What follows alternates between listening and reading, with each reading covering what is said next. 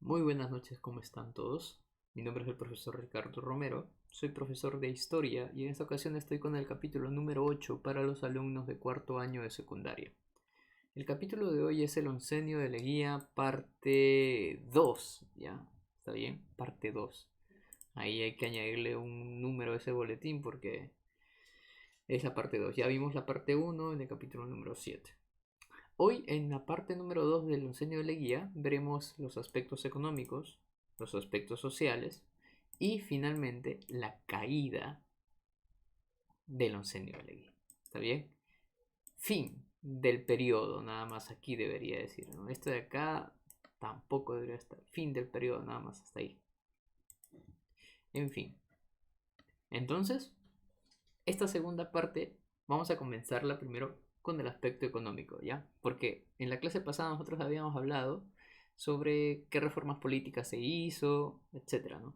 Eh, y también que Leguía había hecho bastantes obras públicas.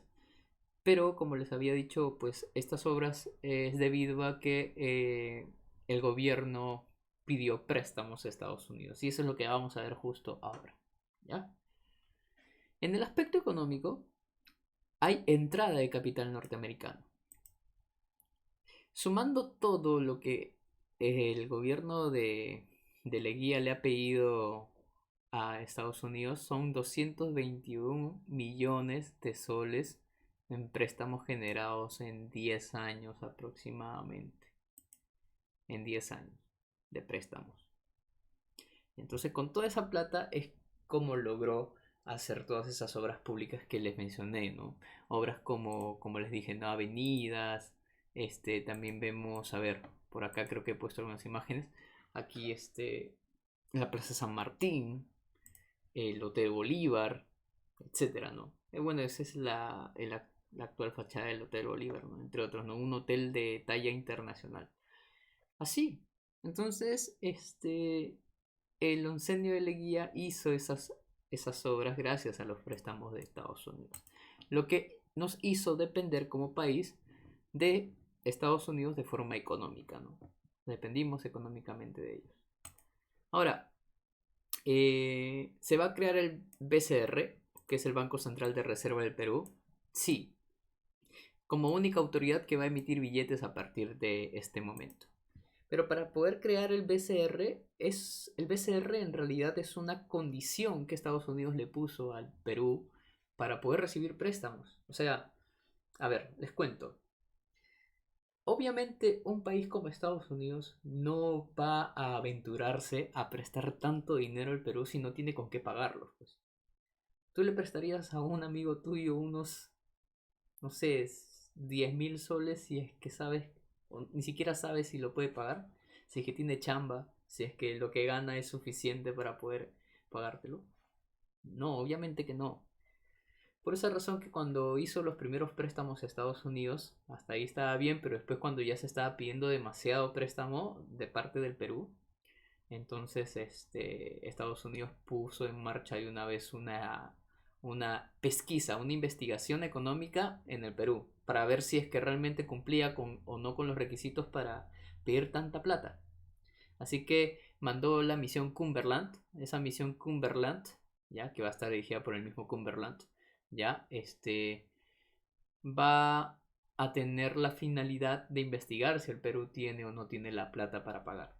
Y como no teníamos, Cumberland le pide al Perú que cumpla con ciertos requisitos para poder pedir esos préstamos, porque así nada más no lo va a poder hacer.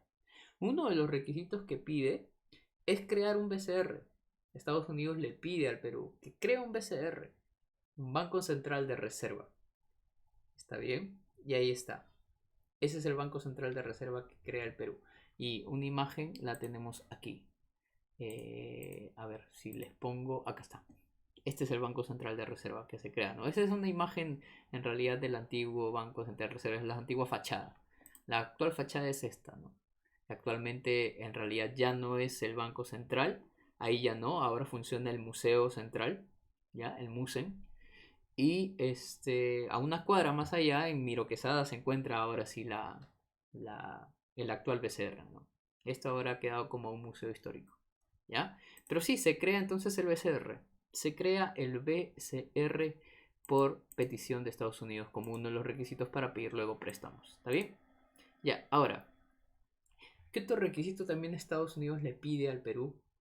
Otro de los requisitos es, por ejemplo, ayudar a sus empresas norteamericanas que se están estableciendo en el Perú. Por ejemplo, la International Petroleum Company, que vamos a verla justo en estos momentos, y otra que es la Cerro de Pasco Mining Company, que también está como empresa norteamericana instalada en el Perú, sacando cobre en Cerro de Pasco. ¿Está bien? ¿Ya?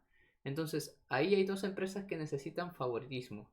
A esas dos empresas se les va a exonerar de bastantes impuestos, impuestos hasta de exportación, etcétera. Entonces, esto va a significar que entonces Leguía entregue a Estados Unidos el control de, de nuestra economía. Por eso que al gobierno de Leguía se le llama un gobierno entreguista. Entreguista. Ya hemos entregado nuestros recursos económicos, porque eso es lo que quería Estados Unidos, pues no, los recursos económicos del Perú. Ya, y con esta serie de requisitos que el Perú obviamente va a tener que aceptar, va a poder recibir esos préstamos que les decía. Ahora, el Estado peruano había dejado de pagar anualidades a la Peruvian Corporation que eran fijadas en el contrato Grace, así que en compensación a esa deuda va a entregar su propiedad total de los ferrocarriles.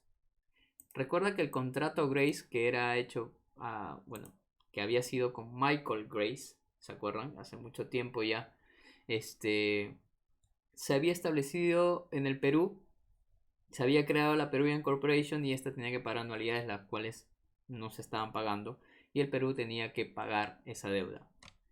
Y como tú sabes, como yo te repetí en el tema anterior, deuda que debes, vale la redundancia, cualquier deuda que tengas tienes que pagarla como sea. Algún momento vas a tener que pagarla. Entonces, ¿qué es lo que hace el Perú? Para pagar esa deuda, entrega la propiedad de todos sus ferrocarriles a los Grace. Y también la navegación del lago Titicaca para dicha empresa. ¿No? Ahí está.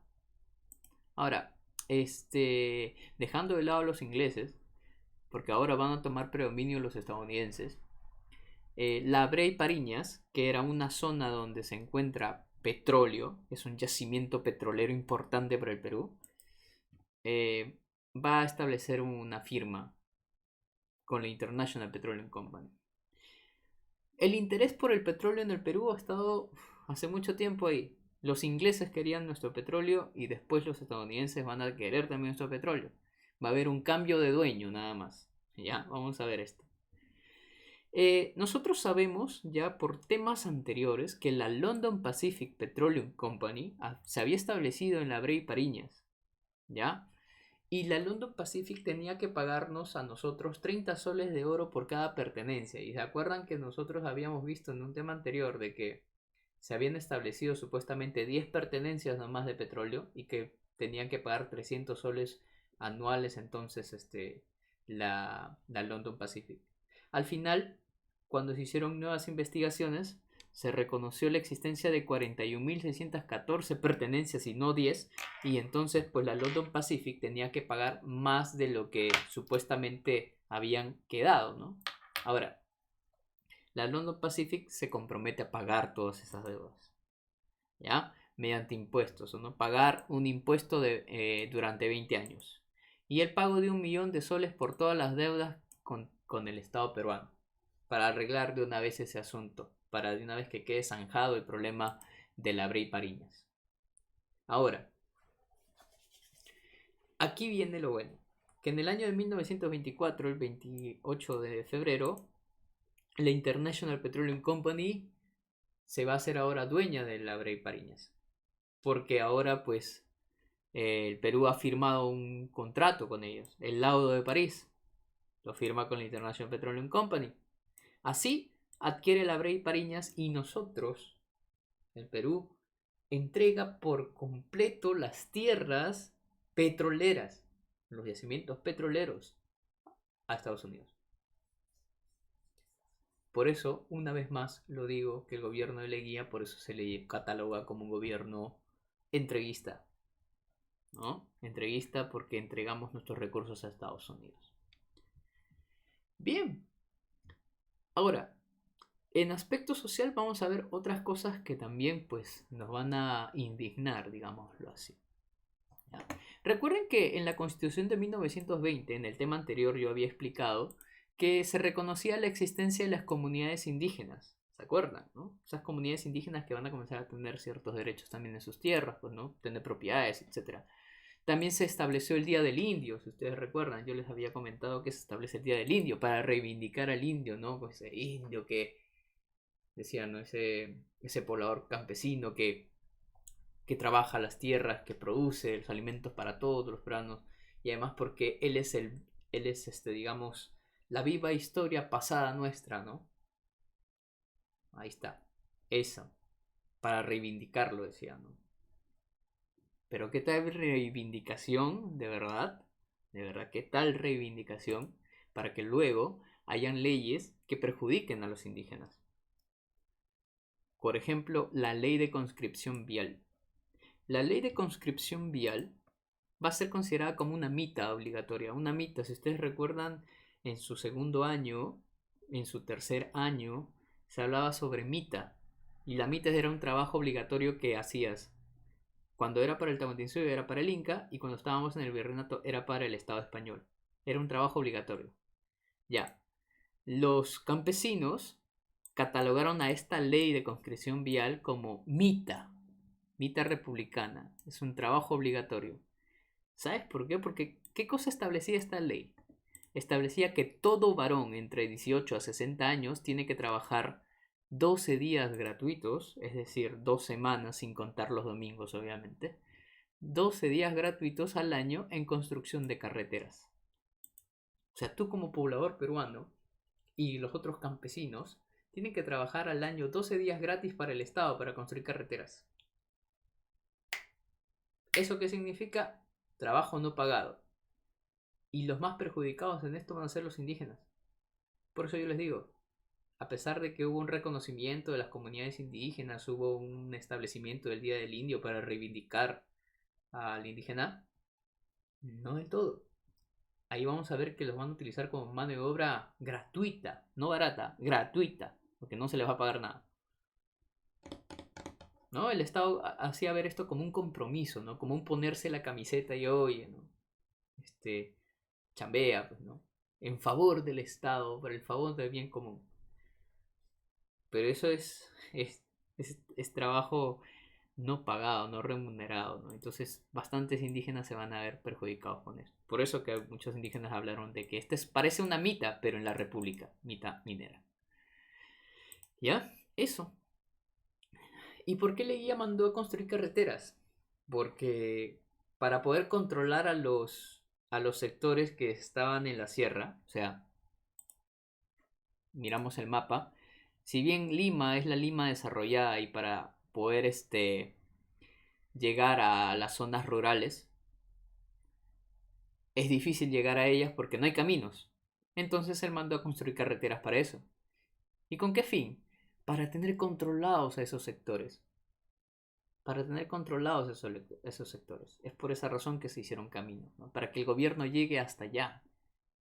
¿Ya? Incluso Leguía también ha ido hasta allá, ¿no? Ha viajado y todo ello para allá. Pero es para ganar más populismo nada más, ¿no? Es por eso. Entonces por eso se hicieron esas carreteras. Antes de que me digan que me he olvidado de algo, no me he olvidado de la ley de la vagancia. ¿Ya? La ley de la vagancia era una ley que establecía que todo individuo sin bienes ni oficio será expulsado si es que no hace algo. Tiene que trabajar. Entonces, aquel individuo que no tiene bienes ni oficio tiene que trabajar en obras públicas, si no, adiós, chao, chao, para afuera, para la calle. Ahí está. Entonces, esa es la ley de la vagancia que establece también en el gobierno de Leguía. Y bien, ahora, en la letra C tenemos a los nuevos partidos políticos. Estos partidos políticos son los partidos críticos que surgen en el gobierno de Leguía, porque como yo te dije, no todos van a estar a favor de las medidas de Leguía. Hay algunos que obviamente de forma crítica van a ver que hay algunas fallas en el gobierno. Estos son el Partido Socialista del Perú, el PSP, y la Alianza Popular Revolucionaria Americana, que es el APRA. Vamos a ver un poco sobre la historia de ellos, ¿ya? Bueno, breve nomás porque no queda mucho tiempo. El fundador fue José Carlos Mariátegui. José Carlos Mariátegui era un intelectual autodidacta. Autodidacta. Él en realidad tenía un problema, no tenía una pierna, entonces por esa razón que le impedía hacer bastantes cosas. No podía trabajar. Pero sí se puso a leer. Y se puso a leer bastante. Entonces fue un crítico muy documentado. ¿Ya? Muy documentado, muy sabio. Entonces por esa razón que él criticó el gobierno de Leguía en varias ocasiones. Él incluso fue periodista también. ¿Ya? Tenía columnas en periódicos y él criticaba al gobierno de Leguía, ¿no?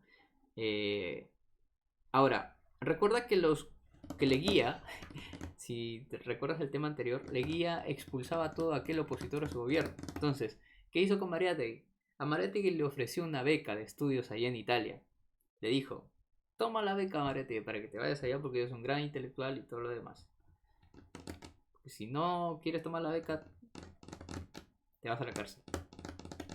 ¿Qué hizo entonces Mariátegui? Tomó nomás la beca, ¿no? Y se fue, pues. Y ya en Italia estuvo en contacto con esos movimientos sociales europeos, ¿no? Dentro de ellos estaba, pues, el socialismo que se había formado en la URSS, la Unión de Repúblicas Socialistas Soviéticas. Y por esa razón que él, obviamente, aprende las ideas del socialismo y las quiere implementar luego cuando él vuelve al Perú y forma el Partido Socialista Peruano. ¿Está bien? Porque estuvo en contacto con él, ¿no? Entonces promovió la creación también de la CGTP, una de las cosas que hasta en la actualidad sigue. La CGTP es la Central General de Trabajadores del Perú. ¿Está bien? Fue formada por José Carlos Mariátegui. ¿Está bien? Es a favor de todos los trabajadores obreros, o sea, de fábricas y trabajadores rurales, campesinos. Y ahí está. Ahora, la Alianza Popular Revolucionaria Americana fue fundada por Víctor Raúl Haya de la Torre. Y Víctor Raúl Haya de la Torre también obviamente era crítico al gobierno de Leguía. Entonces Leguía también hizo lo mismo, porque tú sabes, cualquier crítico del gobierno los vota o los encarcela. Entonces él, por ejemplo, a él le dieron una beca para que estudie en México y para que no sea encerrado, entonces él obtuvo mejor la beca, mejor me voy a estudiar. Y se fue a México. Y justo en México pues está en plena Revolución Mexicana y por esa razón también pues él aprende bastantes cosas de allá y funda ya su partido.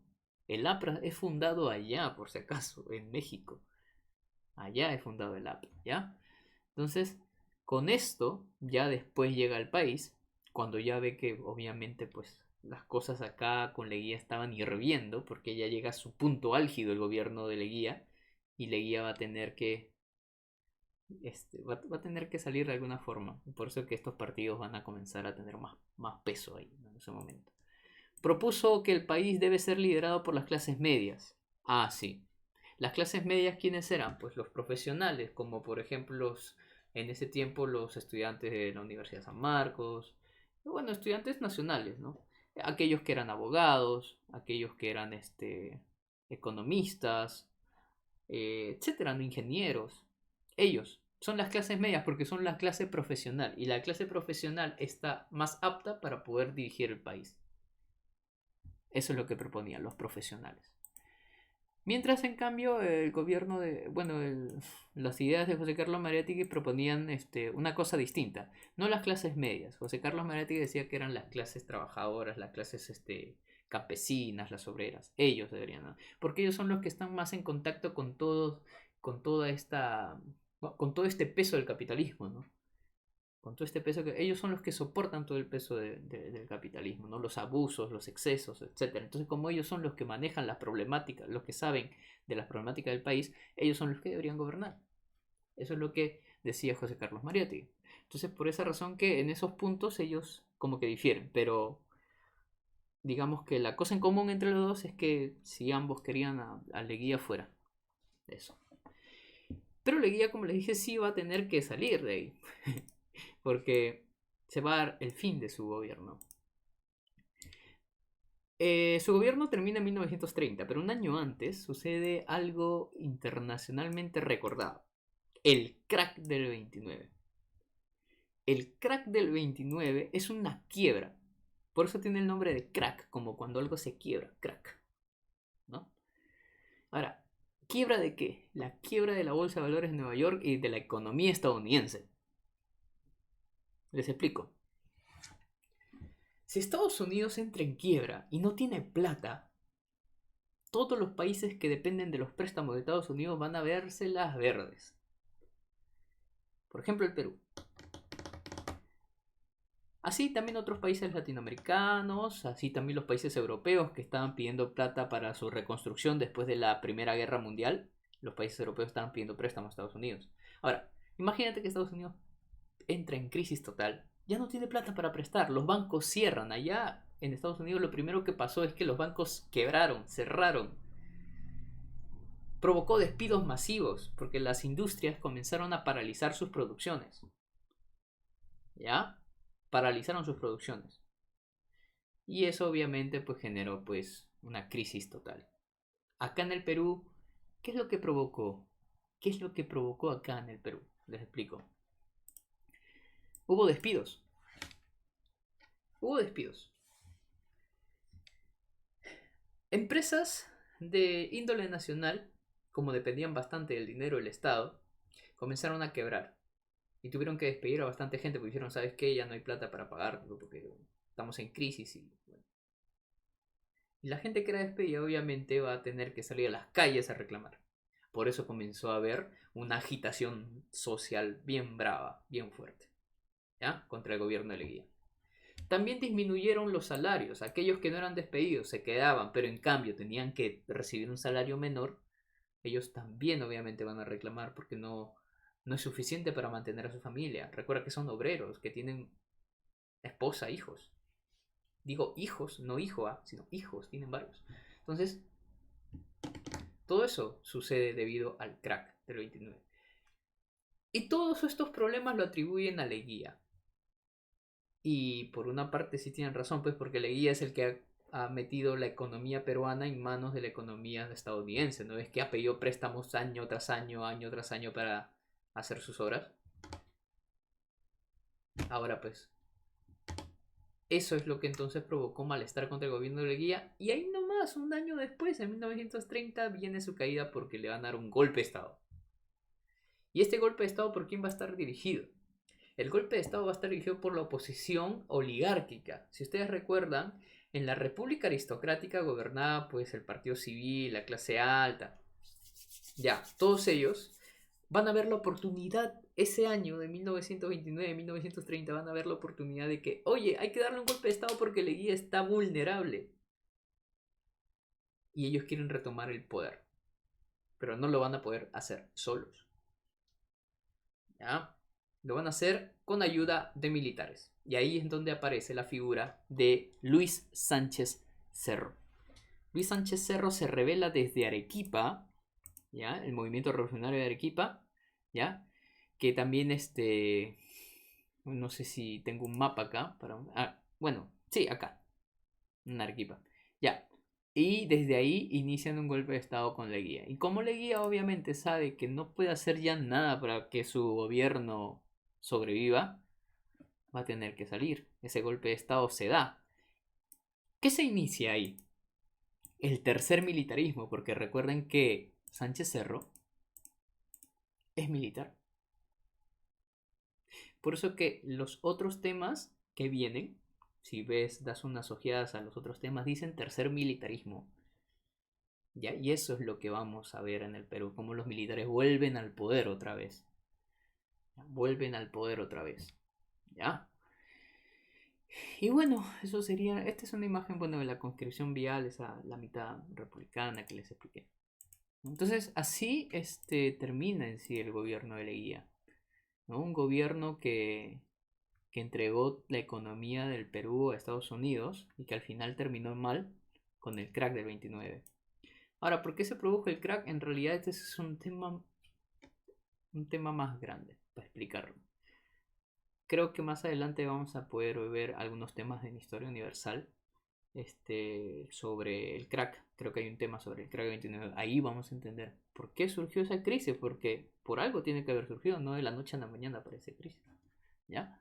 Entonces ahí lo voy a explicar, no se preocupe. Vamos al libro. ¿Ya? Vamos a ir a las páginas número 165, 166 y la 167. ¿Está bien? Ya, vamos a ir a esa parte del libro para resolver las preguntas que están ahí. Ya creo que me he cansado de repetirlo. Ya saben por qué hago estas respuestas. Es para explicarles el porqué de ellas, ¿no? La 1 dice: ¿quiénes fueron los intelectuales políticos que aparecieron en este periodo? Ya, hubo dos intelectuales que se establecieron aquí, en ese periodo, contra el gobierno de Leguía, ¿no? José Carlos Mariátegui, fundador del Partido Socialista Peruano, y Víctor Raúl Ayala Torres, fundador del APRA. 2. ¿Cuál militar asume el poder tras la renuncia de Leguía? Ahí está, lo vimos ahorita, Luis Sánchez Cerro, ¿no? El militar, Luis Sánchez Cerro. 3. ¿Cuál empresa norteamericana asume la explotación del petróleo de La Brea y Pariñas? Esa es la International Petroleum Company, o la Compañía Internacional del Petróleo. Ahí está. La Compañía Internacional del Petróleo. 4. Por la ley de conscripción vial, ¿quiénes debían trabajar en la construcción de carreteras y por cuánto tiempo? Bueno, los varones entre 18 a 60 años y tenían que trabajar 12 días al año. Como yo les expliqué, 2 semanas, sin contar obviamente los descansos que eran domingos. Trabajando en clase. Menciona 3 medidas aplicadas por Leguía a favor del indígena. A ver. Ya sabemos que el indígena fue reconocido legalmente, ¿no? El reconocimiento legal de los pueblos andinos, ese es uno. También crea el patronato de la raza indígena, ¿no? Que ayuda pues también a los derechos del indígena. Y el Comité Pro Derecho Indígena también, ¿no? Estos son los que han sido creados durante el gobierno de Leguía a favor del indígena. Ahora, la B. José Carlos Mariátegui, Principios Pragmáticos del Partido Socialista. Aquí sí tenemos un texto el cual yo te voy a pedir que le pongas primero pausa para que lo puedas leer. Una vez que termines, vamos con las respuestas, por favor. ¿Ya? Ponle pausa. Bien, ahora, ya que has leído el texto, te voy a pedir ahora que podamos resolver las preguntas una por una y lo vamos a explicar poco a poco, ¿ya? Según el texto, ¿cuál es la principal característica de la economía peruana? Según el texto que habla pues sobre el pensamiento también socialista de Mariátegui, se dice que la economía peruana se basa en la explotación de materias primas, es cierto, solamente explotación de materias primas, ¿no? De eso nomás se basaba el Perú, de eso nomás vivía, era por eso un país subdesarrollado, solamente explotaba materias primas más no las transformaba. Esto obligaba a que los trabajadores se especialicen. ¿Qué cosa es especialización de trabajadores? De que un trabajador se centre en una actividad y que sea especialista solo en esa actividad y otro sea especialista en otro ámbito, así, ¿no? Uno que sea herrero, uno que sea, no sé, que mueve las maquinarias, etcétera, ¿no? Así, especialización de maquinaria. A ver, 2. ¿Quién determina la producción del país? Bueno, según el texto que hemos leído, es el Estado, ¿no? Pero ya sabemos que al final, pues, toda la producción recae debajo en la clase baja, pues en la clase trabajadora, ¿no? Ellos son los que mantienen en realidad el país, ¿no? Y vamos con la 3. ¿Cuál es el papel de las masas proletarias según el texto? Como yo justo les acaba de decir, ¿no? Son las que mantienen la economía del país, porque si estas masas proletarias no trabajaran, si el campesino que está en su chacra no trabajara las tierras, no habría que comer. Por eso son la base de la economía ellos, ¿ya? Están subordinadas y explotadas por el Estado, es cierto. Lo que dice ahí en el texto, dicen que están subordinadas y explotadas por el Estado, ¿cierto? Porque no tienen derechos, incluso algunos, hemos visto algunos movimientos obreros ahí que, que surgen por esas molestias, ¿no? Ahora, vamos con verificando el aprendizaje. La primera pregunta dice: el laudo de París de 1922 sobre la explotación del petróleo en la Brea y Pariñas es un convenio lesivo a los intereses del Perú, es cierto, si entregamos todo nuestro petróleo a la IPC, la International Petroleum Company. ¿Firmado durante qué gobierno? Leguía. Del gobierno entreguista de Leguía, ¿no? 2. La causa principal del golpe de Sánchez Cerro que puso fin al gobierno de Leguía, ¿cuál fue? Recuerda, la crisis económica de 1929, el crack del 29. Esa es, digamos, la causa principal. Vamos ahora con la 3. ¿Qué precipitó la caída del desprestigiado régimen de Leguía? Ya, como ya el desprestigiado régimen de Leguía estaba hasta las patas, ¿qué es lo que hundió el barco? El crack del 29, ¿no? Esto lo puso peor, ¿no? Y ahí ya acabó. 4. No pertenece al oncenio de Leguía. De todos estos, el único que no pertenece al contrato de Grace, porque ya lo hemos visto que eso fue firmado durante el gobierno de Andrés Avelino Cáceres, si no me equivoco, hace bastante tiempo. 5. En el siglo XX, la preeminencia de la inversión inglesa en la economía peruana fue desplazada por la inversión norteamericana. ¿Ya? Los ingleses, las empresas inglesas en el Perú, fueron desplazadas por las empresas norteamericanas que comenzaron a tener mayor poder. Este proceso se hizo evidente con el segundo gobierno de Augusto de Leguía. ¿Sí? Recuerda que el segundo gobierno de Augusto de Leguía es así llamado al oncenio de Leguía. ¿Ya? 6. La Gran Depresión de 1929, también conocido como el crack del 29, afectó al régimen de Leguía, lo que causó la ¿qué? Causó la disminución de ingresos de capitales norteamericanos, o sea, causó la disminución de los préstamos de Norteamérica. Eso es lo que causó. 7. El manifiesto leído por Luis Sánchez Cerro fue redactado. Ah, ya, esto es un dato, ya que de ahí lo vamos a ver cuando veamos el gobierno Sánchez Cerro, ¿ya? Fue redactado por José Luis Bustamante y Rivera, ¿ya? Este es un dato. Ahora, 8. Escribió en el año 1928 los 7 ensayos de interpretación de la realidad peruana. Este fue José Carlos Mariátegui, el que había fundado el Partido Socialista Peruano, ¿no? Aquí dice 7 ensayos de la interpretación de la realidad peruana. Ve acá 7 aspectos, 7 problemáticas también que se viven en la realidad peruana y que deberían ser resueltas, ¿no? 9. El segundo gobierno de Leguía se caracterizó por el desplazamiento del capital británico por el norteamericano. Esto ya es una pregunta repetida. Estaba con otras palabras a unas preguntas antes. Cuyas inversiones se centraron en el sector allá. Cuyas inversiones se centraron en el sector minero. Recuerda que los norteamericanos, cuando pusieron sus empresas aquí, se centraron en el sector minero. ¿Qué sacaban? Petróleo en la Brea y Pariñas. ¿Ya? Esa fue la International Petroleum Company. Y la Cerro de Pasco Mining Company, la segunda, sacaba cobre. ¿Está bien? Cobre. Y vamos con la número 10. Con el nuevo arreglo con la Peruvian Corporation, el gobierno peruano entregó por perpetuidad. ¿Se acuerdan, no? La Peruvian Corporation hizo un nuevo arreglo, pues, ¿no? Con el gobierno. Y el gobierno dijo, como te debo plata, oye, ya sabes qué, te voy a dar mi ferrocarriles a perpetuidad. ¿Ya? Ustedes creo que ya saben qué significa la palabra perpetuo, ¿no? Para siempre. Listo. Señores, ese ha sido la segunda parte del gobierno de Leguía. Entonces, este tema, como les decía, no es un tema largo, por esa razón que lo dividieron en dos partes. Bueno, espero que les haya gustado y si hay algunas cosas que no lo hayan entendido del todo, denle de nuevo play para que lo puedan entender mejor. ¿Está bien? Cuídense bastante, nos vemos hasta la siguiente clase. Chao.